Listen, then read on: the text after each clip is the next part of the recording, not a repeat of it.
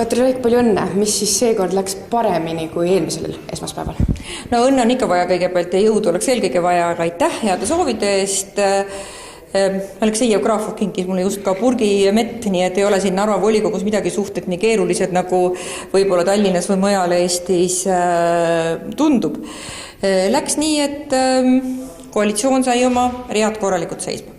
Kas te ikka otsisite ka seda inimest, kes siis, kelle hääl siis eelmine kord kaduma läks? Et me teame tegelikult, et osad inimesed on avalikult välja öelnud, et neile ei meeldi see, et Katri Raik jätkab linnapeana. Et kas tuli nüüd neid inimesi ka natuke meetme oka peale võib-olla määrida? Mina meetme oka peale määrimises olen kohe väga-väga halb, aga eks ikka see keegi 16 jah kahtles või tahtis mingi veel oma asja korda saada.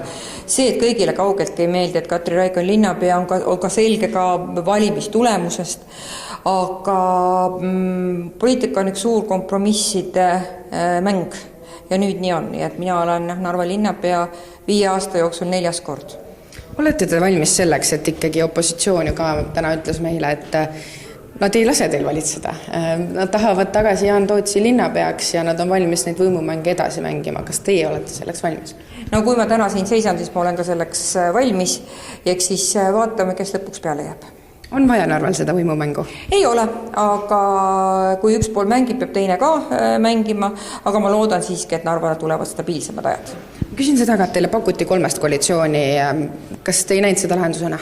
Me olime juba ühte teed pidi läinud ja meie fraktsioon leidis, et meil on mõistlikum ja kindlam jääda sellesse praegu valitud koalitsiooni.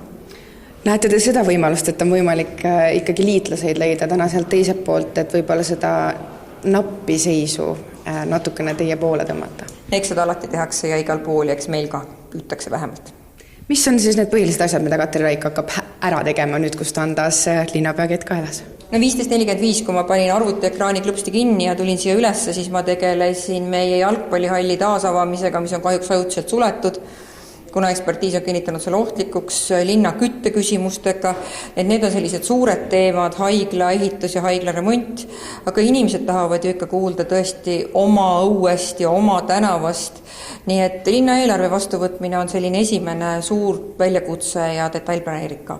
Katri Raik, aitäh ja jõudu uues ametis! Aitäh!